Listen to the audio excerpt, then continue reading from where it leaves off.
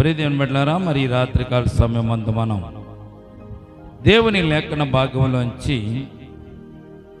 అపోస్తలుడైనటువంటి పౌలు గారు దేవుని యందు విశ్వాసం ఉంచి, నమ్మిక ఉంచి, దేవుని యందు భయభక్తులు కలిగి జీవించినటువంటి ఒక దైవజనుడు, దేవుని యొక్క మాటలను, దేవుని యొక్క సత్యాన్ని బయలుపరచడానికి తన మనస్సును, తన తనువును, తన ప్రాణాన్ని అర్పించినటువంటి పౌలు గారు రాసినటువంటి ఈ పత్రికలో నుంచి 5వ అధ్యాయము 16వ వచనాన్ని మనము చదువుకొని ఉన్నాము.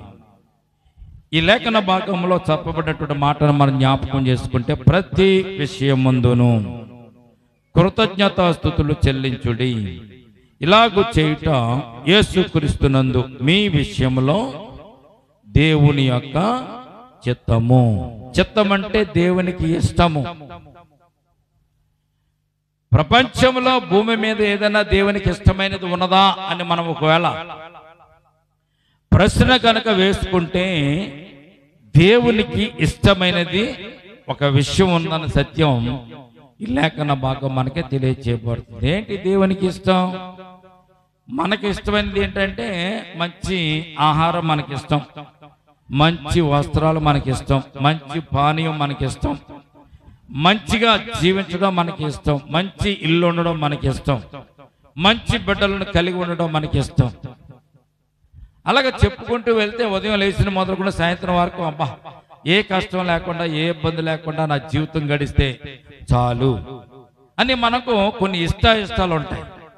ప్రతి మనిషికి ఇష్టం ఉంటుంది. ప్రతి మనిషి కూడా కోరుకుంటాడు నేను బాగుండాలి అని. మరి దేవుడికి కూడా ఒక ఇష్టం ఉందంటండి. దేవునికి కూడా ఒక ఇష్టం ఉంది. దేవునికి ఉన్నటువంటి ఇష్టాల్లో 2 రకాలు ఉంటాయి. ఒకటి, మనుషులమైన మనకు దేవుడిచ్చి సంతోషపడతాడు, అదొక ఇష్టం దేవునికి.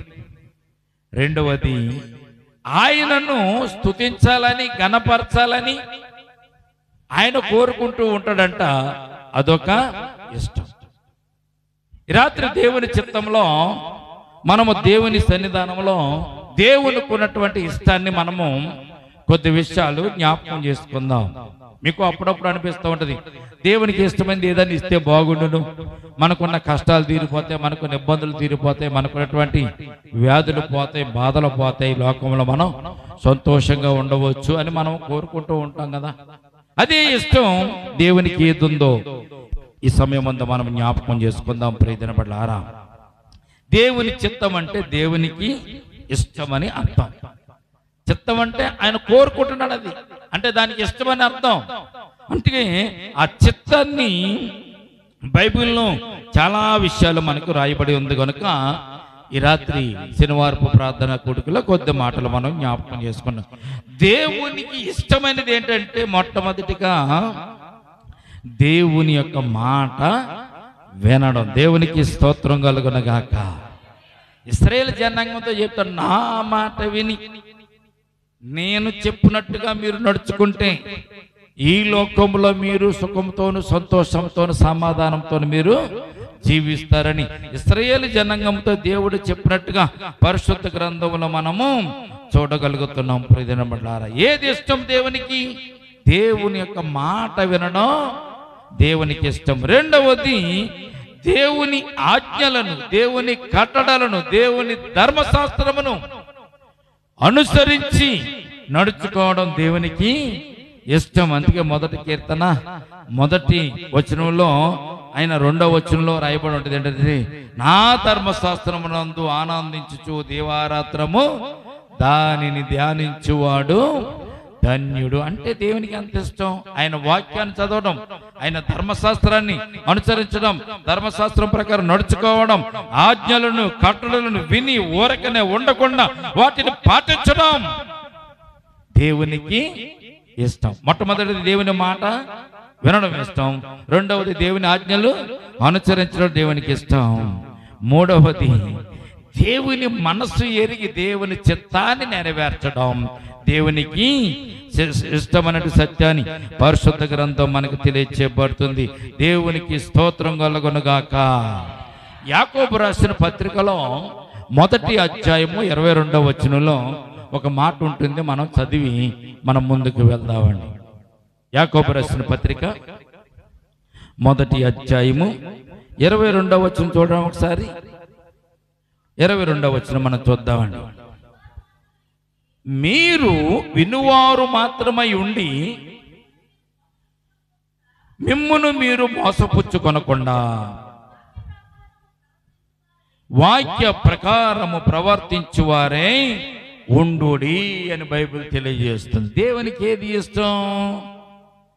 మీరు వాక్యం బాగా వింటారు, మందిరానికి బాగా వస్తారు, దేవుని బాగా స్తుతిస్తారు, దేవుని బాగా ఆరాధిస్తారు, దేవునికి ఇవ్వాల్సిన కానుకలు అర్పిస్తారు, దేవునికి ఇవ్వాల్సిన అర్పణలు అర్పిస్తారు.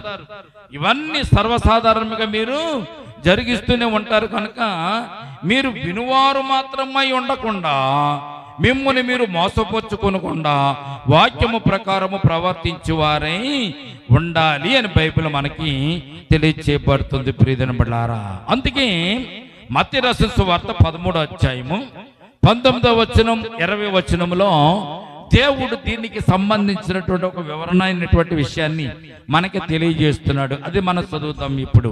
మత్తయి రాసిన సువార్త 13వ అధ్యాయము 19వ వచనం 20వ వచనం మనం చూద్దాం. చూడండి, విత్తువాని గురించినటువంటి ఉపమాన భావం ఏమనగా, ఎవడైనను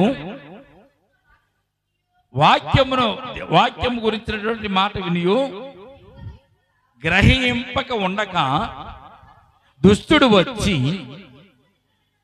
వాని హృదయములో విత్తబడిన దానిని ఎత్తుకుని పోవును.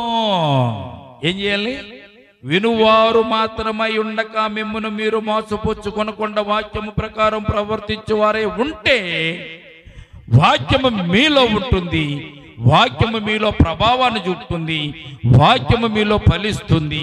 ఆ వాక్యపు ఫలింపులో మీరు ఈ లోకంలో బాగుంటారని పరిశుద్ధ గ్రంథం మనకు తెలియజేయబడుతుంది. ఇక్కడ విత్తువాని గురించినటువంటి ఉపమానాల్లో యేసు ప్రభువు వారు చెప్పినటువంటి ఉపమానాల్లో చాలా శ్రేష్టమైనవి ఉన్నవండి.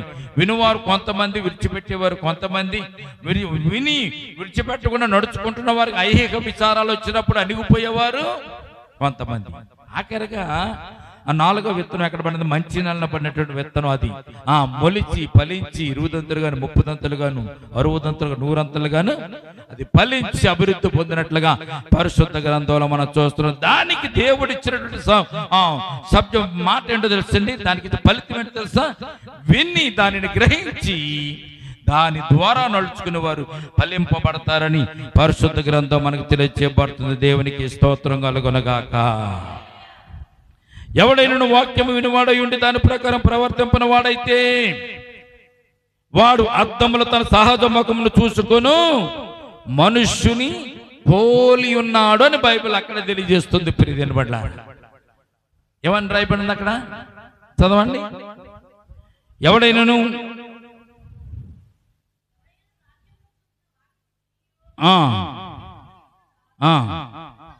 యాకోబు రాసిన పత్రికలో చదవాలి. మీరు ఈ మాటని యాకోబు రాసిన పత్రికలో ఉంటుంది. చూడండి, మీరు విను మాత్రమై ఉండి మిమ్మల్ని మీరు మోసపుచ్చుకొనకుండా వాక్యం ప్రకారం ప్రవర్తించువారై ఉండు. ఎవడైనా వాక్యముని వినువాడై ఉండి దాని ప్రకారము ప్రవర్తింపని వాడైతే వాడు అద్దములో తన సహజ ముఖమును చూసుకొను మనుష్యుని పోలి ఉండును. దేవుడు మీకు ఏదైతే అర్థమయ్యేలా చెప్పాలనుకుంటాడో ప్రభువు అట్టి రీతిగా మీకు అర్థం కావడానికి అనేకమైన ఉపమాన భావాలు దేవుడు ఇక్కడ మనకు తెలియజేస్తున్నట్టుగా మనం చూస్తున్నాం. అంటే ఎవడైనా వాక్యముని వినువాడై ఉండి దాని ప్రకారం ప్రవర్తింపని వాడు ఎలాగుంటాడంట? వాడు అద్దంలో తన సహజ ముఖమును చూసుకుని మనుషుని పోలి ఉంటాడంట. బైబిల్ అద్దం లాంటిది, పరిశుద్ధ గ్రంథం అద్దం లాంటిది. ఈ పరిశుద్ధ గ్రంథం అద్దం లాంటిదని ఎందుకు పెద్దలైన వారు, విజ్ఞులైన వారు, జ్ఞానవంతులైన వారు, పండితులు ఎందుకు చెప్పారంటే, ఇక్కడ బైబిల్ ఎందుకు చెప్పిందంటే, బైబిల్ అద్దం లాంటిదని ఎందుకు చెప్పగలిగిందంటే, అద్దములోకి వచ్చిన తర్వాత, అద్దము ముందుకు మనం వచ్చిన తర్వాత, అద్దము ముందు మనము డైరెక్ట్ గా నిలబడిన తర్వాత మనం తల చెరిగిపోతే కనబడుతుంది, ముఖం మీద మచ్చలుంటే మచ్చలు కనబడతాయి. ఒకవేళ ముఖం మీద మనకి ఏదన్నా అంటుకుని ఉందనుకోండి, మసి కానీ బూడిద కానీ, అది కూడా అద్దం మనకు చూపిస్తూ ఉంటుందన్నమాట. బైబిల్ అద్దం లాంటిది అని ఎందుకు చెప్పారంటే, నువ్వు అద్దము ముందుకు వచ్చి నుంచున్నప్పుడు ఎలాగైతే నీలో ఉన్నటువంటి ఏదైతే నీ ముఖం మీద కానీ, నీ ఒంటి మీద కానీ, వస్త్రాల మీద కానీ, తల మీద కానీ ఏదైతే అందంగా కనపడినటువంటి విషయాలు ఏవైతున్నాయో కనపడ్డప్పుడు వాటిని ఎలాగైతే నువ్వు సవరించుకొని సరి చేసుకుని నువ్వు అందంగా ఉండాలని అద్దం ముందు చూసుకుంటూ ఉంటావో, పరిశుద్ధ గ్రంథం కూడా బైబిల్ దగ్గరికి నువ్వు వచ్చినప్పుడు, ధర్మశాస్త్రం దగ్గరికి నువ్వు వచ్చినప్పుడు, వాక్యం దగ్గరికి నువ్వు వచ్చినప్పుడు నీలో లోపాలు అన్ని కూడా బైబిల్ నీకు తెలియజేయబడుతుంది. దేవునికి స్తోత్రం కలుగునుగాక. అలా తెలియజేయబడ్డప్పుడు నువ్వేం చేయాలి? దేవుని వాక్యం సరి చేస్తూ ఉంటుంది. గలతీయులకు రాసిన పత్రికలో 5వ అధ్యాయం 5వ వచనం నుంచి ఉంటుంది. ఎఫెసీయులకు రాసిన పత్రికలో 5వ అధ్యాయం 3వ వచనం కూడా ఉంటుంది. అక్కడ ఆత్మఫలాలు, శరీర క్రియలు అని చెప్పి రెండు టార్గెట్ వేరువేరుగా గలతీయులకు రాసిన పత్రికలోని, ఎఫెసీయులకు రాసిన పత్రికలో రాయబడి ఉంటుంది. ప్రియమైన బిడ్డలారా, ఏమిటవి? ఆత్మఫలములు వేరు, శరీర క్రియలు వేరు. ఆత్మఫలములు ఏమనగా ప్రేమ, సంతోషము, సమాధానము, దీర్ఘశాంతము, దయాళుత్వము, మంచితనము, ఇవన్నీ కూడా ఆత్మఫలాలు. నువ్వు బైబిల్ దగ్గరకు వచ్చినప్పుడు, బైబిల్ అంటున్న అర్థం దగ్గరకు వచ్చినప్పుడు, దేవుని లేఖనం అంటే అర్థం దగ్గర నువ్వు నిలబడ్డప్పుడు, వాటిని నువ్వు చదువుతున్నప్పుడు అందులో కనుక నీకు ప్రేమ లేదనుకో, నీకు సమాధానం లేదనుకో, నీకు దయాళుత్వం లేదనుకో, నీకు మంచితనం లేదనుకో, ఇవన్నీ లేకుండా దాంట్లో కోపము, ద్వేషము, ఈర్ష నీ బతుకులో ఉందనుకో, ఏం చేయాలి? నువ్వు అద్దం దగ్గరికి వచ్చిన తర్వాత ముఖం మీద నా మచ్చను చూపిస్తావా? నా ముఖం బాగోలేదని చెప్తావా? నేను నల్లగా ఉన్నానని చూపిస్తావా అని చెప్పి అద్దం పగలగొడితే ఏం ప్రయోజనం? అద్దాన్ని ఎందుకు పగలగొట్టాలి? అద్దం ఏం చేస్తుంది? నీ ప్రతిబింబాన్ని డైరెక్ట్ గా ఎదురుగుండా చూపిస్తుంది. నువ్వు సరి చేసుకోవాలి. అది అద్దం తప్పు కాదు. నువ్వు నల్లగా ఉన్నా, తెల్లగా ఉన్నా, అందంగా ఉన్నా, అందంగా లేకపోయినా, నీ ముఖం మీద మచ్చలున్నా, నీ ముఖం మీద మచ్చలు లేకపోయినా అది అద్దానికి సంబంధమే లేదు. అద్దం ఏం చేస్తుంది? నీకు నీ ప్రతిబింబాన్ని అది నీకు చూపిస్తుంది. కనుక నీవేం చేయాలి? దానిని సరి చేసుకోవాలంతే. సరి చేసుకోవాలి. నేను సరి చేసుకోను, నా ముఖం మీద మచ్చ ఉందని ఈ అద్దం నాకు చూపిస్తుంది. ఈ అద్దం నా ఊళ్ళో నాకు అందం బాగలేదు, నా అందంగా లేనని అద్దం చూపిస్తుంది. నేను అద్దాన్ని పగల కొడతాను, అద్దం పగల కొట్టావు అనుకో, ఏమవుతుంది? ఏమవుతుంది? నీ అద్దానికి ఏమన్నా నష్టమా? ఇంకోటి తెచ్చుకుంటాం. కానీ నీ ముఖం మీద ఉన్న మచ్చలు, నీ ముఖం మీద ఉన్న ముడతలు, నీ ముఖం మీద ఉన్నటువంటి ఆ యొక్క అందమైన తరమంతా కూడా అర్థం ఏం చేయదు, అది బాగు చేయదు. నీకు నువ్వే సరి చేసుకోవాలని పరిశుద్ధ గ్రంథం మనకు తెలియజేయబడుతుంది. ఎలాగంటే దాని తర్వాత చదవండి. వాడు తాను చూసుకొని అవతలికి పోయి తాను ఎట్టివాడో వెంటనే మరిచిపోవును కదా అంటుంది బైబిల్. ఎలా ఉందంటే అండి, అద్దంలో తన సహజ మొహం చూసుకుంటాడు. చూసుకున్న తర్వాత బయటికి వెళ్ళిపోతాడు. బయటికి వెళ్ళిపోయిన తర్వాత మరలా దానిని తన ముఖం ఎలాగుందో కూడా మర్చిపోతాడంట. ఉదయం చూసిన ముఖం సాయంత్రం దాకా మీకు గుర్తుంటుందమ్మా? అద్దంలోను ఉదయం చూసిన ముఖం సాయంకాలం దాకా మీకు గుర్తుంటుందా? గుర్తుండదు. ఎందుకు గుర్తుండదు? తలకూపుతారే, గుర్తుండదు. బొట్టు చెరిగిపోయిందో, తల వెంట్రుకలు చెరిగిపోనియో, చెమట పట్టిందో, పౌడర్ రాసుకున్నది ఉందో లేదో, మాటి మాటికి అద్దం దగ్గరికి వెళ్ళి మీరు చూసుకుంటారు. కాబట్టి అర్థం ఏమిటంటే మీరు మర్చిపోతున్నారు కనుక మాటి మాటికి వెళ్ళి మరలా అద్దంలో మీరు చూసుకుంటూ ఉంటారు. పరిశుద్ధ గ్రంథం కూడా అటువంటి అద్దం లాంటిది. అద్దం లాంటిది. నీ బ్రతుకును బయట పెట్టేది, నీ పరిస్థితిని బయట పెట్టేది, నీ పాపాన్ని బయట పెట్టేది పరిశుద్ధ గ్రంథం. నీలో ఉన్న దుర్గంధాన్ని, నీలో ఉన్న దుర్గుణాలని బయట పెట్టేది ఈ పరిశుద్ధ గ్రంథం అనే సత్యాన్ని పరిశుద్ధ గ్రంథం మనకు తెలియజేయబడుతుంది. దేవునికి స్తోత్రం కలుగును గాక.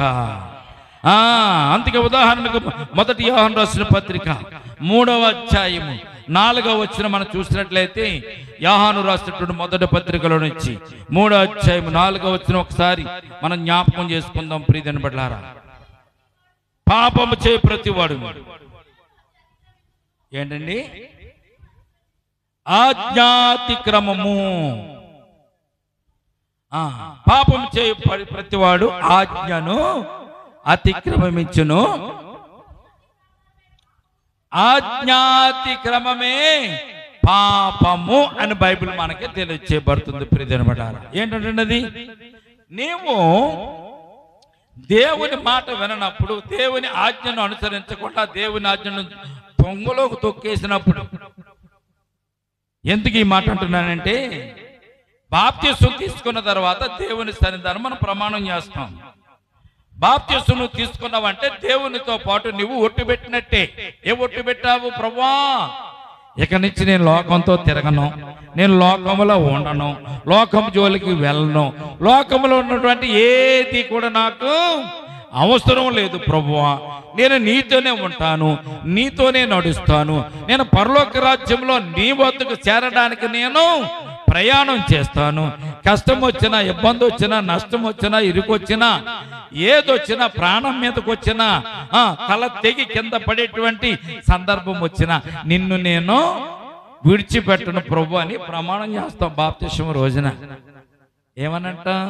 లోకంతో కానీ, లోకంలో ఉన్నటువంటి వాటితో కానీ నాకు సంబంధం లేదు ప్రభు, నీతోనే నాకు సంబంధం. కనుక నీ రక్తం చేత నన్ను కడుగు, నీ రక్తం చేత నన్ను పవిత్రపరచు అని మనం ఒక ప్రమాణం దేవునికి చేసేసాం.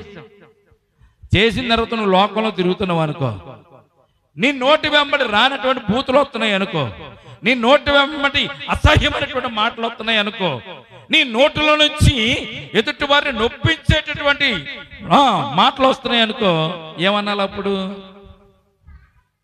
నువ్వు దేవునితో ఉన్నట్ట, దేవునితో నడుస్తున్నట్ట, దేవునికి నువ్వు చేసిన ప్రమాణం నిలబెట్టుకున్నట్ట. ఏం చేయాలి? ప్రాణాపాయ పరిస్థితి వచ్చినా గాని, తల తెగి కింద పడేటువంటి పరిస్థితి వచ్చినా గాని మనం ఏం చేయాలి? ప్రమాణానికి బద్ధులమై ఉండాలి. అందుకే ఆజ్ఞానుకరం, ఆజ్ఞాతిక్రమమే పాపం. దేవునికి ఇచ్చిన మాట ఏదైతే నువ్వు తొలగించుకుంటున్నావో, మాటను తప్పి తిరుగుతున్నావో, ఈ లోకంలో నీకంటే భ్రష్టుడు ఇంకొకడు ఉండడని బైబిల్ గ్రంథం మనకు తెలియచేయబడుతుంది. ప్రియజనబడ్లారా, నువ్వు దేవునితో ఉండడానికి ఇష్టపడినప్పుడు దేవుని ఆనందింప చేయడానికి, ఆయన చిత్తాన్ని నెరవేర్చడానికి ప్రతి దినము నువ్వు ప్రయత్నం చెయ్యాలి. వాడు తన్ను చూసుకుని అవతలికి పోయి తాను ఎట్టివాడు వెంటనే మర్చిపోవును. వెట్టివాడు వెంటనే, ఎటువంటి వాడు ఎలా మర్చిపోతున్నాడు? అసలు ఎటువంటి వాడు? దేవునికి నమ్మకమైన వ్యక్తిగా ఉంటానని ప్రమాణం చేసిన వాడు వీడు. ప్రమాణం చేసి నువ్వు చేసిన ప్రమాణాన్ని నువ్వు తొంగలో దొక్కేస్తే ఏంటి ఆ బ్రతికేంటి? ఆ లోకం ఏంటి? నీ సాక్ష్యం ఎవరికి కావాలి? దేవునికి కావాలి, ప్రజలకు కావాలి. నువ్వు రక్షణ పొందిన తర్వాత నువ్వు సాక్షిగా జీవిస్తున్నప్పుడు ఆ సాక్ష్యాన్ని బట్టి నువ్వు ఎదుటి వారికి సాక్ష్యముగా కనపడాలి. బైబిల్ అద్దం అంటుంది కదా, అద్దంలో మన సహజ ముఖం చూసుకున్నప్పుడు ముఖం మీద మచ్చలు ఉంటే వాటిని తుడిచివేయాలి కానీ, కడిగి వేయాలి కానీ, శుభ్రం చేసుకోవాలి కానీ అద్దాన్ని పగల కొడతానంటావేంటి నువ్వు? దేవుడిచ్చినటువంటి మాటలను నువ్వు, ఆజ్ఞలను నువ్వు ఏం చేయాలి? అనుసరించాలి గాని వాటిని తృణీకరించకూడదు. అందుకే ఆజ్ఞాతిక్రమమే పాపము. దేవుని మాట నువ్వు ఉల్లంఘిస్తే, దేవుని మాట నువ్వు కనుక తృణీకరిస్తే, దేవుని ఆజ్ఞలు కనుక నువ్వు లోబడకపోతే, ఈ లోకంలో ఎంతకాలం విశ్వాసగా జీవించినా, ఎంతకాలం విశ్వాసగా నువ్వు మణిగినా పరలోక రాజ్యం దగ్గరికి నువ్వు వెళ్ళడానికి అవకాశం లేదు. గుమ్మం దగ్గరికి వెళ్ళడానికి కూడా అవకాశం లేదు. ప్రభువా, నేను పాటలు పాడాను కదా, వాక్యం చెప్పాను కదా, చందా ఇచ్చాను కదా, సువార్త ప్రకటించాను కదా, ఆదివారం వచ్చాను కదా, నీ సన్నిధానం ఉన్నానన్నా కానీ దేవుడు నీవెవరో నాకు తెలియదు అంటాడు. 10 మంది కన్యల గురించి ఎన్నిసార్లు చెప్పుకున్నా కానీ వారి యొక్క భావం మనకు అర్థం అవ్వకపోతే ఎందుకు మన బ్రతుకులో, మన జీవితంలో? అందుకే దేవుని మాట వినడం, దేవుని చిత్తాన్ని నెరవేర్చడం, దేవుని ఆజ్ఞలను కట్టడం, విని ఊరకనే ఉండకుండా వాటిని అనుసరించి వెళ్ళడం, దేవుని చిత్తాన్ని నెరవేర్చడం. మూడోది, దేవుని యొక్క చిత్తం అంటే ఆయన మనస్సు ఎరిగి మనము ఈ లోకంలో నడుచుకోవడం. తుచ్చమైనటువంటి జీవితం, తుచ్చమైనటువంటి ఆనందం, తుచ్చమైనటువంటి సంతోషం కోసం దేవుని ఆజ్ఞలను మనం విడిచిపెడితే ప్రియదేవుని బిడ్డలారా, దేవుడు మనలను తెలుసుండి పాపం చేస్తే క్షమించడండి. అది గుర్తుపెట్టుకోండి. తెలుసుండి పాపం చేస్తే దేవుడు క్షమించడు. తెలియక చేస్తే, తెలియక తప్పు చేస్తే, తెలియక పాపం చేస్తే దేవుడు క్షమిస్తాడేమో గాని తెలుసుండి దేవుని సన్నిధానంలో దేవుని ఎడలు కనుక నువ్వు తప్పిదం చేస్తే దేవుడు ఎప్పుడు కూడా నిన్ను క్షమించడు అనే సత్యాన్ని పరిశుద్ధ గ్రంథం మనకు తెలియజేయబడుతుంది. కనుక దేవుని వాక్యాన్ని వింటున్నాము, దేవుని వాక్యాన్ని అనుసరిస్తున్నాము, దేవుని సన్నిధానంలో మనం ఉంటున్నాము కనుక మనం ఏం చేయాలి? మొదటి యాకోబు రాసిన పత్రికలో 21వ వచనంలో, మొదటి అధ్యాయంలోనే 21వ వచనంలో ఒక మాట తెలియజేస్తుంది. మనం ఎలాగుండాలి? మన జీవితం, మన బ్రతుకు అద్దంలో మన ముఖం చూసుకున్నప్పుడు మన ముఖం ఎలాగుండాలి? దేవుడు చెప్పినట్టుగా నా ముఖం ఉందండి, దేవుడు చెప్పినట్టుగా నేను నడుచుకుంటున్నానండి, దేవుడికి చెప్పినట్టుగానే నేను ఈ లోకంలో జీవిస్తున్నానండి అనేటువంటి తాత్పర్యము కలిగి మనం ఈ లోకంలో జీవించడానికి మనం ప్రయత్నం చేయాలి. చూడండి ఒకసారి యాకోబు మొదటి అధ్యాయం 21వ వచనం, ఎందుచేత దేవుని మాట వినేవాడు, దేవుని మాటకు లోబడేవాడు, దేవుని సంతోష పెట్టాలనుకున్నవాడు చేయవలసినటువంటి పని ఏంటంటే అందుచేత సమస్త కల్మషమును విర్రవీగుచున్న దుష్టత్వమును మానేసి లోపల నాటబడి మీ ఆత్మను రక్షించుటకు శక్తిగల వాక్యమును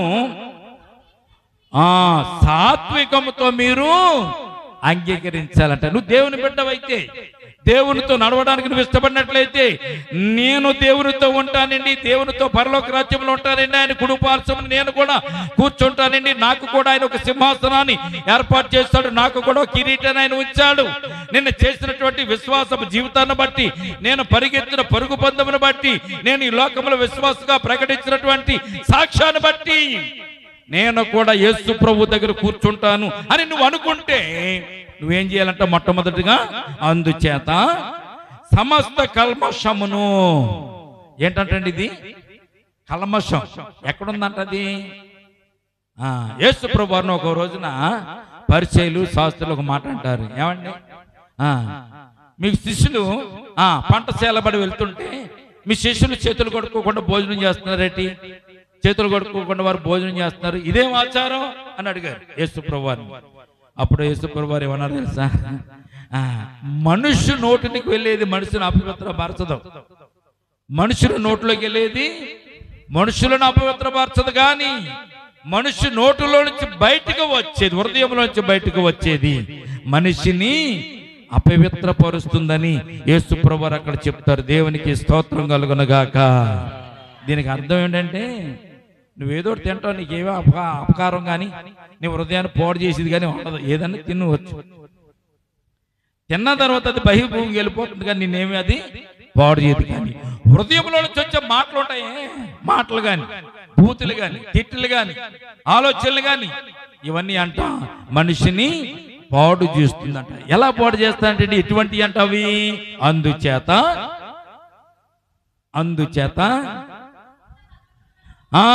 సమస్త కల్మషం అంటండి. అది దేవునికి స్తోత్రం కలుగునుగాక.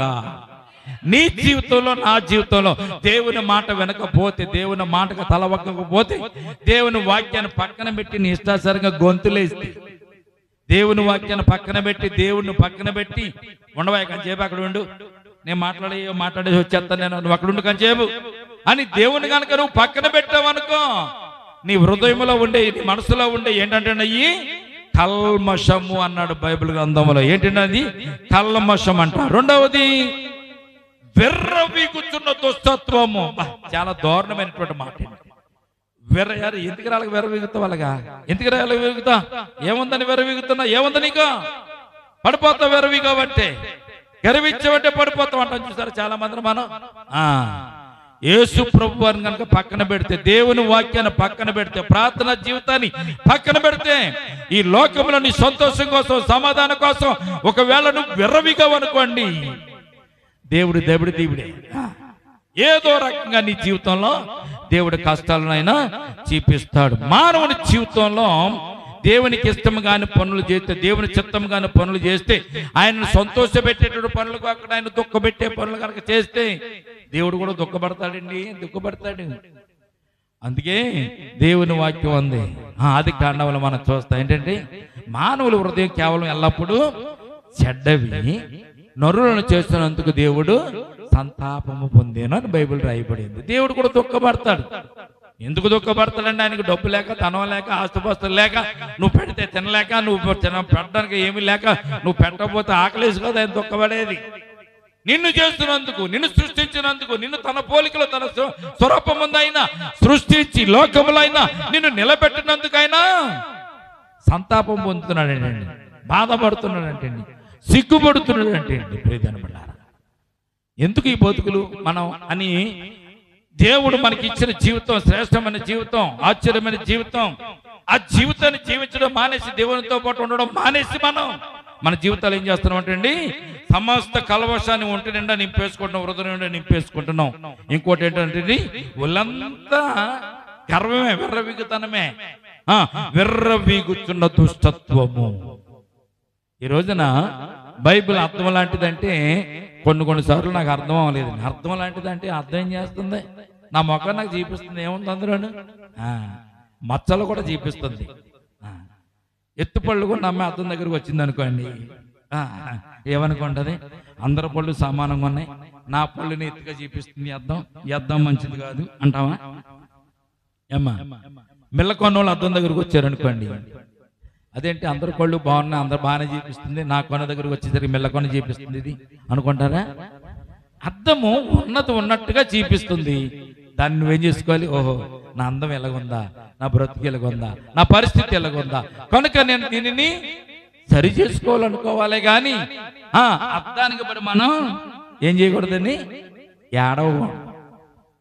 బైబిల్కి బడి, ఆ వాక్యానికి బడి, దేవునికి బడి మనం ఏడవకూడదు. ఎందుకంటే ఆయన శ్రేష్టమైన విషయాలు మనకు తెలియజేస్తూ ఉంటాడు కనుక. ప్రియజనబడ్లారా, యాకోబు రాసిన పత్రికలోనే 1వ అధ్యాయం 19వ వచనంలో ఇంకొక మాట ఉంటుంది, చదువుతాం ఒకసారి. ఆ మాట కూడా చదవండి సహోదరులారా. యాకోబు పత్రిక 1:19 చదవండి. ప్రతి మనుషుడు వినుటకు వేగురు పొడివాడును, మాట్లాడుటకు నిదానించువాడును, కోపించుటకు నిదానించువాడునై ఉండవలెను. ఎందుకనగా నరుని కోపము దేవుని నీతిని నెరవేర్చదు. బ్రాకెట్లో నీతిని అన్న దగ్గర చిత్తము అని రాయబడి ఉంటుంది. ప్రియజనబడ్డారా, ఎలాగంట? వినుటకు వేగురు పొడివాడు, వినాలంటే దేవునికి ముందుగా వచ్చి దేవుని మాట వినాలి. మాట్లాడుటకు నిదానించువాడు. నిదానమైన మాటలు మాట్లాడేవాళ్ళు తప్పులు దొరకవు. తప్పులు ఎక్కడ మనం దొరకబట్టుకోలేము. యేసుప్రభు వారు ఎంతమంది వచ్చి యేసుప్రభు వారిని తొందరగా మాట్లాడి ప్రశ్న మీద ప్రశ్న వేసి జవాబులు రాబట్టాలని వారు చూసిన యేసుప్రభు వారు సావధానంగా సమాధానంగా వారికి సమాధానము యేసుప్రభు వారు చెప్పేవారు. ఎందుకు అలాగ చెప్పేవారంటే ప్రియజనబడ్డారా, యేసుప్రభు వారికి తెలుసు. ఏం తెలుసు? వాళ్ళు తొందరపడి అడుగుతున్నారు, నాలో తప్పులు వెతకడానికి అడుగుతున్నారు కనుక నేను నిదానించి మాట్లాడాలని యేసుప్రభు వారు నిదానించి మాట్లాడటం మనకు తెలుసు. దానికి ఒక సందర్భాన్ని మీకు జ్ఞాపకం చేస్తాను. పాపాత్మురాలైన ఒక స్త్రీని, వ్యభిచారం చేత పట్టబడిన స్త్రీని పట్టుకుని యేసుప్రభు వారి వద్దకు తీసుకుని వచ్చారు. యూదులు, పరిచయులు, శాస్త్రులు అందరూ తీసుకొచ్చి యేసుప్రభు వారి ముందు నిలబెట్టి అడుగుతున్నారు. యేసుప్రభు, ప్రభువా యేసయ్య ఏం చెప్తావు చెప్పు, ఇప్పుడు సమాధానం చెప్పు. రక్షించడానికి వచ్చారన్నావు కదా, కాపాడటానికి వచ్చారన్నావు కదా, బాగానుంది. ఈ లోకంలో పాపులైన వారిని అందరూ రక్షిస్తారన్నావు కదా, అది కూడా బాగానుంది. కానీ మోషే ధర్మశాస్త్రంలో మాకు ఒక ధర్మశాస్త్రం ఉంది, ఒక కట్టడ ఉంది. ఎవరు వ్యభిచారం చేత పట్టబడుతున్న వారు ఎవరన్నా ఉంటే వారు కనుక దొరికి వారిని పట్టుకుని తీసుకుని వచ్చి రాళ్ళు రువ్వి చంపాలని మోషే ధర్మశాస్త్రం చెప్తుంది. కనుక ఈ స్త్రీని మేమేం చేయాలో చెప్పు. నువ్వు రాళ్ళు రువ్వి చంపమంటావా? ఒకవేళ రాళ్ళు రువ్వకుండా చంపకుండా విడిచిపెట్టమంటావా? ఏం చేయమంటావు చెప్పు అన్నారు. యేసుప్రభు వారు ఏమన్నారు? వీరు హృదయాలోచన ఎరిగినటువంటి దేవుడు వ్యభిచారం చేస్తే ఆడ మగ చేస్తారు, ఒకళ్ళే చేయరు కదా. మరి స్త్రీని తీసుకొచ్చారు, మగవాడిని తీసుకురాలేదు. అప్పుడు యేసుప్రభు వారికి అర్థమైంది రెండో విషయం ఏంటంటే వారు పట్టి గుచ్చి అడుగుతున్నారు. ఒకసారి అడిగారు, యేసుప్రభు వారు మౌనంగా ఉన్నారు. రెండోసారి అడిగారు, యేసుప్రభు మౌనంగా ఉన్నారు. మూడోసారి ఏదైనా చెప్పాలి, నువ్వు ఏది చెప్పినా కానీ యేసుప్రభు వారు ఇప్పుడు మనకు దొరికేస్తాడు రా. ఎలా దొరుకుతాడు? కొట్టి చంపమంటే రక్షించడానికి వచ్చారన్నావు కదా, నువ్వేం దేవుడు అయ్యా అనొచ్చు. ఒకవేళ సంపత్తు అని అనుకో, మోషే ధర్మశాస్త్రాన్ని నీవు వ్యతిరేకిస్తున్నావని మనము రాజుగారితో చెప్పి శిక్ష వేయించు. ఈ రెండిట్లో యేసుప్రభు వారు ఎలాగైనా దొరుకుతారు, మనకు మాటల్లో దొరుకుతారు, మన చేతుల్లో దొరికేస్తారని వీరందరూ అనుకున్నారు. యేసుప్రభు వారు అందరికంటే జ్ఞానవంతుడు, ఆయన నీవు కంటే నాకంటే ఆయన జ్ఞానవంతుడు. ఆయనకు ఉన్నటువంటి జ్ఞానం ఈ లోకముది కాదు, పరలోకంది. కనుక ఆయన ఏమన్నాడు తెలిసింది, రైట్, మీరు చెప్పమంటున్నారు కనుక నేను చెప్తున్నాను, నేను చెప్పినట్టు మీరు చేయండి. ఆమెను రాళ్ళు రుబ్బి కొట్టండి అన్నాడు మొట్టమొదటిగా. అన్న తర్వాత వారు ఇల్లు కొట్టడానికి వెళ్తుంటే అప్పుడు మరొక మాట అన్నాడు, లేదు లేదు లేదు, రాళ్ళు రువ్వు కొట్టండి, మీరు పాపాత్ములైన స్త్రీని మీరు పట్టుకున్నారు కనుక, దొరికింది కనుక, రాళ్ళు రువ్వమని ధర్మశాస్త్రం చెప్తుంది కనుక మీరు కొట్టండి. కొట్టేటప్పుడు మొట్టమొదటిగా పాపం చేయనివాడు ఎవడో మొట్టమొదటి రాయా ఆమె మీద వెయ్యండి అన్నాడు యేసుప్రభు వారు. వారికి అర్థం కాలేదు, వారికి ఏమీ అర్థం కాలే. కొట్టమన్నాడు బాగా, అంతే. పాపం చేయనివాడు మొదటి రాయి ఏమన్నాడు, ఇది ఎక్కడే తిరకాస్తు అనుకుని అందులో ఒకడు మంచి బలంగా దారుణంగా ఉన్నాడు. నేను ఎప్పుడు పాపం చేయలేదు, ఒకవేళ నేను చేసిన యేసుప్రభు చూశాడా చచ్చాడా, ఈ ప్రజలందరూ చూశారా చచ్చారు, నేను చీకట్లో చేశాను, ఈ ఊర్లో చేయలేదు, నేను పొరుగు ఊర్లో చేశాను, వీళ్ళకేం తెలుస్తుందని రాయి పట్టుకుని కొడతాకి వెళ్తుంటే యేసుప్రభు దాటి రాయి విసిరడానికి వెళ్ళాలి ఆ పక్కకి. యేసుప్రభుని దాటి వెళ్తుంటే యేసుప్రభు వారి కింద కూర్చొని ఏదో రాస్తుంటే ఆ రాసి దాన్ని తల ఉంచి అలా చూశాడు. అలా చూసేసరికి ఆడ పాపాలన్నీ యేసుప్రభు వారి కింద ఏదో టెలివిజన్లో కనపడిపోతున్నాడు. ఈ నేల మీద టెలివిజన్లో కనపడుతున్నట్టు వాడు పాపాలన్నీ కనపడిపోతుంది. ఇదేంటి నా పాపాలన్నీ ఈయనకి ఎలా తెలుసు, నేను ఏమేం చేస్తాను మొత్తం నా చేస్తున్నాడు రా బాబు అని చెప్పి గబాబు అక్కడ రాయి విడిచిపెట్టేసి వెనక్కి పారిపోయాడు. రెండో వాడు వచ్చాడు, ఎరా నువ్వు పాపం చేసేవేటి, నువ్వు తప్పు చేసేవేటి, నువ్వు దొంగడువే, నువ్వు పాపాత్ముడువే అంట. రెండో వాడు రాయి తీసుకొచ్చాడు. ఆడు రాయి తీసుకుని యేసుప్రభు దగ్గర వెళ్ళేసరికి వాడికి పాపాలు కనపడుతుంది. యేసుప్రభు రాసేస్తున్నారు. ఆయన నేల మీద కూర్చుని నేల మీద వంగి ఏమో రాయిచుండెను అని ఉంటుంది అక్కడ వాక్యం. ఏ రాస్తున్నాడు అయినా ఇలా పాపాల చెట్ట అంతా రాసేస్తున్నాడు యేసుప్రభు వారు. పెద్దవారు మొదలుకొని చిన్నవారు వరకు, అంటే చిన్నవాళ్ళు కూడా వచ్చారండి, చిన్న బుడతలు కూడా వచ్చారు రాళ్ళు పట్టుకుని. తల్లిదండ్రులు వెళ్తున్నారు కదా, నేను కూడా రాయేసేద్దామని వాడు కూడా వచ్చాడు. ఆడు చదువుకుంటా వెళ్ళేవాడు, స్కూల్కి వెళ్ళేవాడేమో, ఆడి వచ్చాడు. ఆడు రాయడానికి వస్తుంటే ఆడు యేసుప్రభు ఏదో రాత్రాన్ని చూశాడు. ఆడు పాపాలు కూడా కనపడుతున్నాయి. పక్కోడు పెన్నులు దొంగలించడం, పక్కోడు పెన్సిల్ దొంగలించడం, పక్కోడు బలపాలు దొంగలించడం ఆడు చేసేసాడు. అప్పటికి పక్కోడు ఏదైనా తింటుంటే వాడు తీసుకుని తినేయడం, ఇవన్నీ కూడా వాడి కూడా యేసుప్రభు రాసేస్తుంటే వచ్చిన ప్రతి వాడు కూడా తమ తమ రాళ్ళు అక్కడ గుట్ట కింద పాడవేసేవారు వెళ్ళిపోయేసరికి యేసుప్రభు ఉన్నారు, శిష్యులు ఉన్నారు చుట్టుపక్కల. అలాగే ఆ స్త్రీ మాత్రం నిలిచినప్పుడు అమ్మా నిన్నెవరు శిక్షించలేదా అని. లేదు ప్రభు. అయితే నేను కూడా నిన్ను శిక్షించను, ఇక నుంచి నువ్వు పాపము చేయకు అని చెప్పాడు. దేవుని చిత్తము నెరవేర్చడం అంటే ఏంటో తెలుసండి, నీవు తప్పు చేస్తూ, నువ్వు పొరపాటు చేస్తూ, నీవు దేవునికి ఇష్టము కాని జీవితంలో జీవిస్తూ ఎదుటి వారి చూసి నువ్వు తీర్పు తీర్చేటువంటి స్థితిలో నీవు లేవు. అందుకే ఏమన్నా సమస్త కల్మషమును విర్రవీగుచున్న దుష్టత్వమును లోపల నాటబడి మీ ఆత్మను రక్షించడానికి శక్తి గల వాక్యమును సాత్వికముతో అంగీకరించడి. దుష్టత్వాన్ని మానివేయాలంట, కల్మషాన్ని తీసివేసుకోవాలంట. విర్రవీగుచున్న దుష్టత్వాన్ని కల్మషాన్ని తీసివేసి ఆత్మచేత రక్షించగల దేవుని వైపుకి నీవు చూడాలని పరిశుద్ధ గ్రంథం మనకు తెలియజేయబడుతుంది. దేవునికి స్తోత్రం కలుగునుగాక.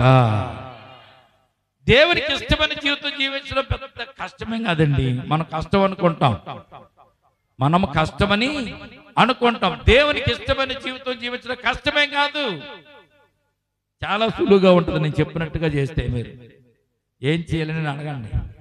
కళ్ళకి గంతలు కట్టేసుకోవాలి, చెవులో దూదులు పెట్టేసుకోవాలి. కళ్ళకి గంతలు కట్టుకుని చెవులకి దూదులు పెట్టేసుకుని మోగవాడు గాను, చెవిటివాడు గాను, గుడ్డివాడు గాను ఈ లోకంలో మనం ఉంటే దేవునికి ఇష్టమైన బిడ్డలుగా మనం జీవించగలుగుతాం. అవన్నీ ఎలా చేయగలుగుతామండి అంటే ఇప్పుడు ఏం చేయాలి? మీరు దూదులు పెట్టుకోక్కర్లేదు, కళ్ళకి గంతలు కట్టుకోక్కర్లేదు, నోటికి చిక్కం కూడా పెట్టుకోక్కర్లేదు. మీరు బయటికి వెళ్తున్నప్పుడు, మీరు కూర్చున్న ప్రదేశంలో, మీరు ఉంటున్న ప్రదేశంలో దేవుని వాక్యానికి విధేయతగా ఉన్నప్పుడు మంచిదైతే నోట్లోంచి మాట్లాడండి అంతే. చెడ్డదాన్ని మీరు పలకడానికి వీలు లేదు. మొట్టమొదటిది. రెండవది, మంచి విషయాలైతే వినండి. మంచి విషయాలైతేనే వినండి. చెడ్డ విషయాలైతే మీరు వాటిని వినడం మానేసి చెవులు మూసుకోండి. మూడవది, అక్కడ జరుగుతున్న కార్యాలు ఏమన్నా కానీ మంచివైతేనే మీరు చూడండి, చెడ్డవైతే అవి మనకు సంబంధం లేదు అనుకోవాలి. మీరు ప్రతిరోజు ఉదయం లేచింది మొదలుకోండి సాయంత్రం వరకు యేసు ప్రభు వారిని ప్రమాణంగా పెట్టుకోండి. పక్కన ఏం పెట్టుకోవాలి? యేసు ప్రభు వారిని ప్రమాణంగా పెట్టుకోండి.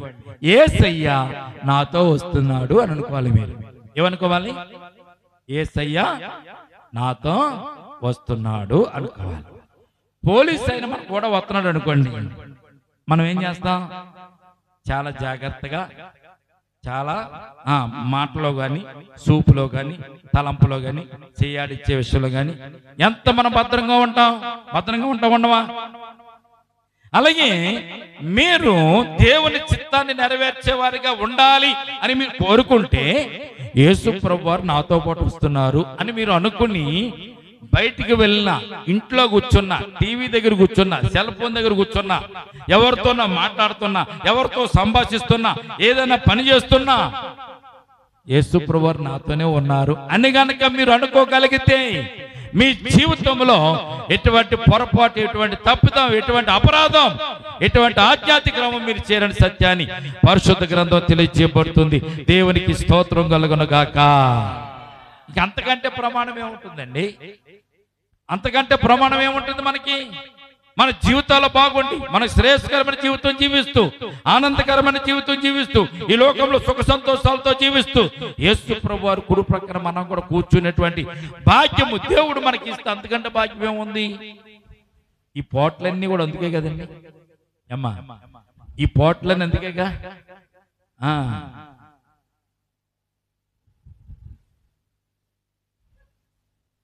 ఈ పోట్లన్నీ మనం అందుకే కదా జీవిస్తున్నాం.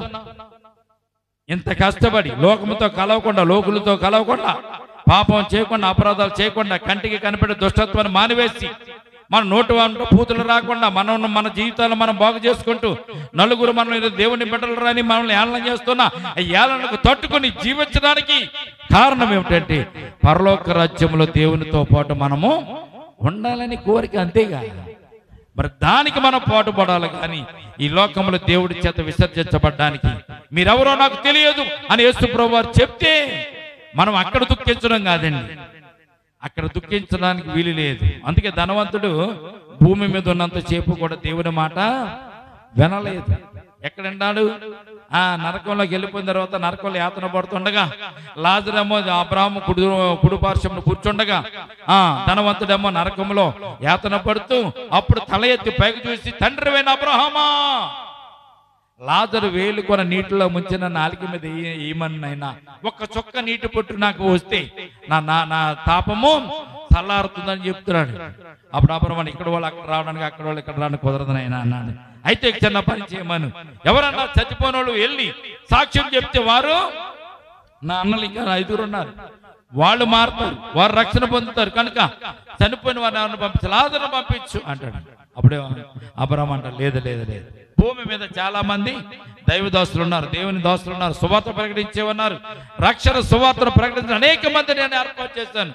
వారి మాట వినకపోతే చచ్చిపోయినోడు వెళ్ళి చెప్పినా కానీ వారు దేవుని మాట వినరు. కనుక నువ్వు బ్రతికొండగాని ఇవన్నీ కూడా నీవు నెరవేర్చుకోవాలి. చచ్చిపోయిన తర్వాత నీకు అవకాశం లేదన్నాడు ప్రభు. కనుక ఈ లోకంలో మనం జీవించినంత కాలంలోని మనము దేవుని మాట వినాలి. దేవుని మాటను మనం వింటూ దేవుని యొక్క సన్నిధానంలో మనము దేవుని బిడ్డలుగా జీవిస్తూ మనం ఈ లోకము దాటిన తర్వాత, లోకము విడిచిన తర్వాత పరలోక రాజ్యంలో ఉండాలని సత్యాన్ని పరిశుద్ధ గ్రంథం మనకి తెలియజేయబడుతుంది. ప్రియజన బిడ్డలారా, కనుక ఈ రాత్రి మనము దేవుని సన్నిధానంలో దేవుని చిత్తాన్ని నెరవేర్చడం ఎలాగో కొద్ది మాటలు మనం జ్ఞాపకం చేసుకున్నాం. దేవుని మాట వినడం అంటే దేవుని మాటను, దేవుని చిత్తం నెరవేర్చడం అంటే దేవుని మాట వినడం, దేవుని ఆజ్ఞలను కట్టలను అనుసరించడం. దేవుని యొక్క చిత్తం అంటే దేవునికి మంచిదని, దేవునికి ఇష్టమైనదని మనము జరిగించుకోవడం. కనుక ప్రియమైన బిడ్డలారా, మనము వినువారు మాత్రమే ఉండకుండా, మనం మోసపుచ్చుకోకుండా దేవుని వాక్యము ప్రకారం ప్రవర్తించే వారే ఉండాలని పరిశుద్ధ గ్రంథం మనకు తెలియజేయబడుతుంది. అందుచేత సమస్త కల్మషమును, విర్రవీగుచురు దుష్టత్వమును మాని లోపల నాటబడి మీ ఆత్మను రక్షించడం శక్తి గల వాక్యమును సాత్వికముతో అంగీకరించుడి అని బైబిల్ మనకు తెలియజేయబడుతుంది. దేవునికి స్తోత్రం కలుగును గాక. వింటే మనకేమొస్తుంది? వింటే మనకు విశ్వాసము కలుగుతుంది. వినుట వలన మనకు విశ్వాసం కలుగుతుంది. విశ్వాసం మనల్ని రక్షిస్తుంది. ఆ విశ్వాసం మన జీవితాలను బాగు చేస్తుంది. విశ్వాసం ద్వారానే మనం ఈ లోకంలో రక్షింపబడ్డాము. ఆ విశ్వాసం ద్వారానే మనం ఈ లోకంలో బాగుపడతామని సత్యాన్ని పరిశుద్ధ గ్రంథం మనకు తెలియజేస్తుంది. మనకు అటు రీతిగా దేవునికి ఇష్టమైనటువంటి వారికి ఈ లోకంలో జీవిస్తూ మనం ముందుకు వెళ్ళడానికి మనం ప్రయత్నం చేద్దాం. కొద్ది మాటలు దేవుడు దీవించి మనలను ఆశీర్వదించును గాక. ఈ రాత్రి మనము మనకున్నటువంటి ఇబ్బందుల బట్టి, మనకున్నటువంటి అవసరతను బట్టి దేవుని సన్నిధానంలో ప్రార్థించుకోవాలి అనేటువంటి మన ఆలోచన, మన తపనను బట్టి 5 నిమిషాలు మనం దేవుని సన్నిధానంలో ప్రార్థన చేసుకుందాం. ఎవరికి వారి కుటుంబాల గురించి, వారి బిడ్డల గురించి, వారికి ఉన్న అక్రతల గురించి, వారికి ఉన్నటువంటి ఇరుకుల ఇబ్బందుల నుంచి విడుదల పొందాలని దేవుని సన్నిధానం మీరు ఎవరికి వారి 5 నిమిషాలు ప్రార్థన చేసుకోండి. దేవుని సన్నిధానంలో చేసే ప్రతి ప్రార్థన దేవుడు ఆలకిస్తాడు. ఆ ప్రార్థనకు ఆయన జవాబిస్తాడు.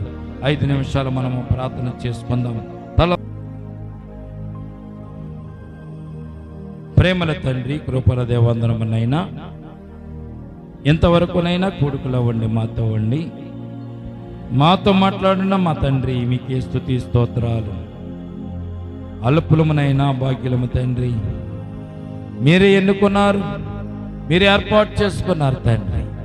మీ ఏర్పాటును బట్టి, మీ కృపను బట్టి, మీ చిత్తాన్ని బట్టి, మీ ప్రణాళికను బట్టి నీ బిడ్డలుగా నీ సన్నిధానంలో ఉండడానికి కృపనిచ్చినందుకే స్తోత్రాలు తండ్రి. ఇప్పుడు వచ్చిన నీ ప్రియ బిడ్డలు ఈ సమయం నీ సన్నిధానంలో వారు ప్రార్థించారు తండ్రి.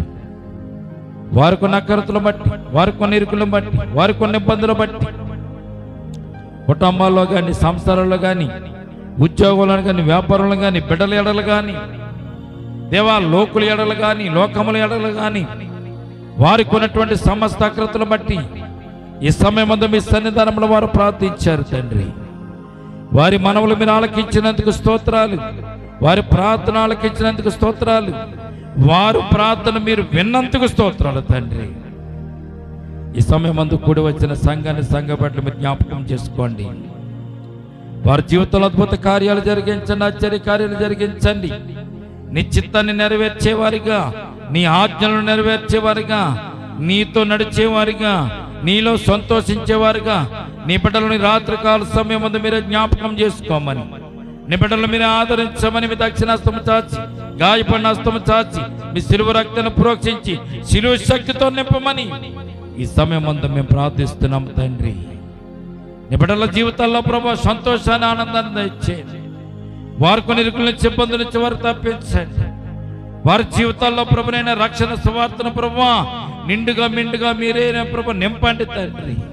ఈ లోకానికి నైనా ప్రభు వారి దాసులు కాకుండా నైనా నీ చిత్తానికి నైనా ప్రభు తలవొక్కినైనా, నీ వాక్యానికి వారు నైనా తలవొక్కి తండ్రి, నీ వాక్యములో జీవించడానికి, నీ వాక్యములో నడవడానికి నైనా, నీతో సంతోషించి ఆనందించడానికి నైనా, ఈ లోకములో అనేక మందికి సాక్షిగా ఉండడానికి నైనా నీ బిడ్డలు కట్టి కృపని సమయమందు దయచేయమని ప్రార్థన చేస్తున్నాము నైనా. పరిశుద్ధుడ స్తోత్రం, పరమ తండ్రి స్తోత్రం. విన్నటువంటి ప్రతి ప్రార్థన ప్రభునైనా ఫలింపచేయండి తండ్రి నైనా. వారి జీవితంలో ఎటువంటి కల్మషాన్ని లేకుండా నైనా మీ సిలువ రక్తం చేత కడగండి, పవిత్రపరచండి తండ్రి. ఎటువంటి దుష్టత్వము లేకుండా మీ సిలువ రక్తంతో కడిగి పవిత్రపరచండి తండ్రి. ఈ రాత్రి నేను ప్రభా నీ బిడ్డల ప్రభు శుద్ధీకరించండి, నీ బిడ్డల జీవితాల ప్రభు పరిశుద్ధపరచండి, వారి జీవితంలో కల్మషాలు లేకుండా ప్రభు తుడిచివేయండి ప్రభా. ఆయన దావీదు అంటున్నాడు, ఇస్సోపుతో నన్ను కడుగునైనా, యమము కంటే తెల్లగా నన్ను కడుగునైనా, నన్ను పవిత్రపరచునైనా దావీదే కోరుకుంటున్నాడు. ప్రతి దినము కడగమని దావీదు అడుగుతున్నాడు. ఈ రాత్రి మేము కూడా ప్రభా మా జీవితాల్లో మా బ్రతుకుల ప్రభు మీరు కడగండి, మీ శిలువ రక్తంతో కడగండి, శిలువ శక్తితో నింపండి.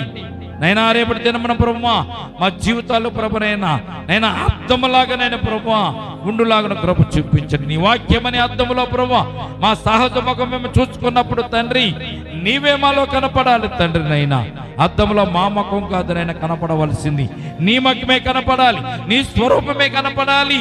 నైనా నీవే ప్రభునైనా మాలో కనపడాలి తండ్రి. అటు రీతిగా మా జీవితాలను కడగండి, మా బ్రతుకులను కడగండి ప్రభువా. సమయం అంతా కూడి వచ్చిన సంఘాన్ని, సంఘ బిడ్డలు బట్టి స్తోత్రాలు. వారి మీద మీరు ఇచ్చిన ఆత్మను బట్టి స్తోత్రాలు. వారి జీవితంలో వారికి జీవనైన ప్రభు ఆశీస్సులు ఆశీర్వాదాలు కుమ్మరిస్తున్నందుకే స్తోత్రాలు. వారి బ్రతుకులను మార్చండి, వారి పరిస్థితులు మార్చండి, వారికి నక్రతలు మీరు తీర్చండి తండ్రి.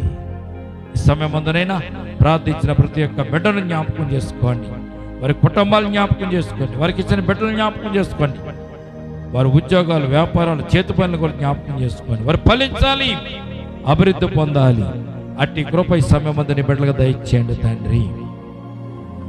యేసయ్యానికి వందనాలు స్తోత్రం. ప్రేమల తండ్రి, కృపగల వందనములైన ఇంతవరకు నన్ను కూడుకులో ఉండి మాతో ఉండి మమ్మల్ని నడిపించినందుకు స్తోత్రాలు తండ్రి. నీ వాక్యం చేత ఆదరించినందుకు స్తోత్రాలు. నీ చిత్తం నెరవేర్చేవారుగా, నీ చిత్తంలో ప్రభు నడిచేవారుగా మేము ఉండడానికి మీరు మాకు చూపించిన మాదిరిని బట్టి స్తోత్రాలు తండ్రి. అయినా కూడి వచ్చిన సంఘాన్ని, సంఘ బిడ్డల మధ్య జ్ఞాపకం చేసుకోండి. నేను చిన్నవారు మొదలుకొని పెద్దవారి వరకు నైనా నీ కృప అనుగ్రహించండి తండ్రి. అటు రీతిగానే ప్రభా కూడి వచ్చిన సంఘ బిడ్డల చుట్టూ మీ కంచి వేసి కాపుతాలు దయచేయండి. వారి జీవితంలో వారికి నక్కరతలు అవసరాలు సమస్తమును ప్రభా మీరే నేను ప్రభు తీర్చినైనా ఆర్థికపరమైన ఇబ్బందులు, ఆర్థికపరమైన అవసరాలు తీర్చండి తండ్రి. అనారోగ్యం ఉంటే ముట్టి స్వస్థపరచడం దయచేయండి. ఏ కుటుంబంలో అయితే నేను ప్రభు శోధనలు, శ్రమలు, ఇరుకులు, ఇబ్బందులు ఉన్నాయో ఆ ఇరుకుల ఇబ్బందుల నుంచి మీరే తప్పించండి. మరి మీకు ప్రభు శాంతి లేనటువంటి కుటుంబాలు, సమాధానం లేని కుటుంబాలు, సాతానుగాడు ఎక్కడైతే వారి సంతోషాన్ని, సమాధానం దొంగిలించాడో అటువంటి సంతోషం, సమాధానం తిరిగి వారికి కుటుంబాల్లో మీరు నిండుగా మెండుగా దయచేయండి. చదువుతున్న బిడ్డలు మీరు జ్ఞాపకం తోడండి. అటు రీతిగానే ప్రభు ఈ సమయం ఉందని మేము ప్రార్థిస్తున్నాం తండ్రి. నైనా ఇంటర్మీడియట్ పరీక్షలు రాసిన బిడ్డల గురించి, 10వ తరగతి పరీక్షలు రాసిన బిడ్డల గురించి ప్రార్థిస్తున్నాం. వారు చక్కగా పాస్ అవడానికి నీ కృప చూపించండి తండ్రి. పై క్లాసులకు వెళ్ళడానికి నేను ప్రభు మీ కృప చూపించండి. అటు రీతిగా ప్రభు ఎండాకాలం తండ్రి, ఎండాకాలంలో వచ్చేటువంటి అనారోగ్యాలు ప్రభు సంఘానికి, సంఘ బిడ్డలకు నేను ప్రభు తాకకుండానైనా మీరు కంచి వేసి కాపుదల దయచేయండి. ఇశ్రాయేలు జనాంగం చుట్టూనైనా పగలు నైనా ప్రభు మేక స్తంభం నుండి, రాత్రుల అగ్ని స్తంభం నుండి ఎలాగైతే నడిపించారు నీ బిడ్డలను కూడా అటు రీతిగా నడిపించామని ఈ సమయం ముందు ప్రార్థిస్తున్నాం తండ్రి. కూడి వచ్చిన సంఘ బిడ్డలందరినీ జ్ఞాపకం చేసుకోండి తండ్రి. నైనా 3 మాసాలు ప్రభునైనా అద్భుతంగా ఆశ్చర్యంగా మమ్మల్ని నడిపించారు, కాపాడారు. 4వ మాసంలో మమ్మల్ని ప్రవేశపెట్టారు తండ్రి. ఈ జనవరి మాసంలో ప్రభు మా జీవితాల నుంచి 3 మాసాలు గడిచి వెళ్ళిపోయినాయి తండ్రి. నైనా దేవా మా జీవితం, మా విశ్వాస జీవితం, మా ప్రార్థనా జీవితం, మా వాక్యపు జీవితం ఎంతవరకు మేము గడుపుకున్నామో వెనుకకు తిరిగి చూసుకొని మమ్మల్ని మేము సరి చేసుకోవడానికి, సరిదిద్దుకోవడానికి నైనా నీ కృప చూపించండి. ఎంతవరకునైనా నీవిచ్చినటువంటి కొలమానము, నీ ధర్మశాస్త్రము, నీ నీతి, నీ సమాధానం, నీ ప్రేమ, ఆ కొలబద్దలకు నేను ప్రభు మా జీవితం ఏమన్నా వస్తుందా, మా బ్రతుకేమన్నా వస్తుందా, ఎక్కడైనా మేము పడిపోయామా, తప్పిపోయామా, జారిపోయామా మేము సరి చేసుకుంటూ 3 నెలల కాలంలో ప్రభా మాలో ఉన్న తప్పిదాలను ప్రభు మేము సరి చేసుకుంటూ నైనా ప్రభా ముందుకు వెళ్ళడానికి నీ కృప చూపించండి. ఈ మాసం అంతా కూడా నీ కాపుదలతో నింపండి, మీ కృపతో నింపండి తండ్రి. నైనా నిబట్లైన వారందరూ కూడా జ్ఞాపకం చేసుకుని దీవించండి. అటు రీతిగా ప్రభు మా చుట్టుపక్కల ఉన్న ప్రతి ఇంటిని, ప్రతి గృహాన్ని కూడా జ్ఞాపకం చేసుకోండి. రక్షణ పొందిన వారు రక్షణ పొందుకోవడానికి, మారు మనసు లేని వారికి మారు మనసు రావడానికి, అలాగే అనారోగ్యం వారు స్వస్థపరచబడ్డానికి, ఇరుకుల ఇబ్బందులు వారు ఇరుకుల నుంచి ఇబ్బంది నుంచి విడిపింపబడ్డానికి, అలాగే ప్రభా వివాహం కావాల్సిన బిడ్డల వరకు వివాహం జరగడానికి, అలాగే పిల్లలు లేని వారి కొరకు, గర్భం లేని వారికి నేను ప్రభా, సంతానం లేని వారి కొరకు నేను ప్రభా ప్రార్థిస్తున్న వారికి సంతానాన్ని మీరు దయచేయండి ప్రభా. గర్భఫలం ఇచ్చుబడి యెహోవా అని యెహోవాయే గర్భఫలం ఇచ్చేవాడని నీ లేఖనం ద్వారా తెలియజేసిన దేవా, ఆ బిడ్డలకు నేను ప్రభు గర్భఫలాన్ని దయచేయండి. వివాహం కావాల్సిన బిడ్డల గారికి వివాహం దయచేయండి ప్రభా. చదువుతున్న బిడ్డలకు నన్ను మీరే తోడుగుండండి తండ్రి. ఇగో ప్రభు, నేను ఎండాకాలము అకాల వర్షాలు పడుతున్నాయి తండ్రి, వర్షాలు పడుతున్నాయి, పంటలు మన పొలాల మీద ఉన్నాయి తండ్రి. ఆ పంటలకు ఎటువంటి నష్టం రాకుండా ప్రభునైనా చక్కగా పంటలన్నీ కూడా చేతికి రావడానికి, ఇంటికి రావడానికి నైనా నీ కృప చూపించండి.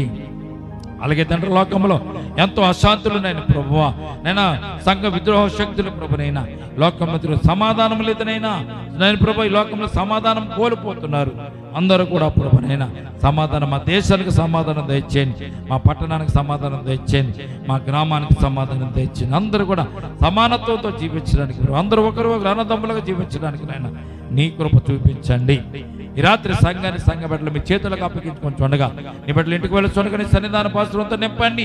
రేపటి దినమున మరలా నీ సన్నిధానంలో పాలు పంపులు పొందేంత వరకు నైనా నీ కృప, నీ తోడు నేను బిడ్డలు దయచేదురుగా. కానీ నిలబడిన దాసుని మరుగుపరుచుకున్న దాసుని ముఖంలో మాట్లాడిన ప్రతి మాటను బట్టి నైనా పరిశుద్ధపరచండి. మీ ఆత్మ ప్రభునైనా నీ బిడ్డలకు తోడుగా వచ్చి ఆత్మవర్షమును కుమ్మరించండి. విన్నటువంటి ప్రతి మాట కూడా ప్రభు హృదయంలో ఫలింపచేయండి ప్రభువా.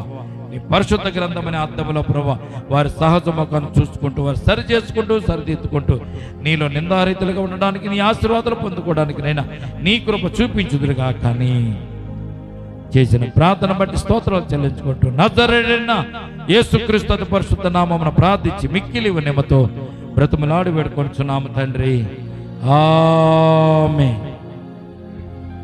మన తండ్రి అయిన దేవుని ప్రేమయు, కుమారుడనే యేసుక్రీస్తు కృపయు, పరిశుద్ధాత్మని సహవాసం ఇప్పుడు ఎల్లప్పుడు ప్రభోచ్చు పర్యంతము సంగమునకును మనకును సదాకాలము తోడు నెడగుండును గాక. ఆమేన్. అందరూ చెప్తామా? యేసు రక్తమే ఇచ్చే, ప్రవేశు రక్తమే ఇచ్చే, యేసు నామమున సంపూర్ణ విజయం కలుగును గాక. ఆమేన్, ఆమేన్.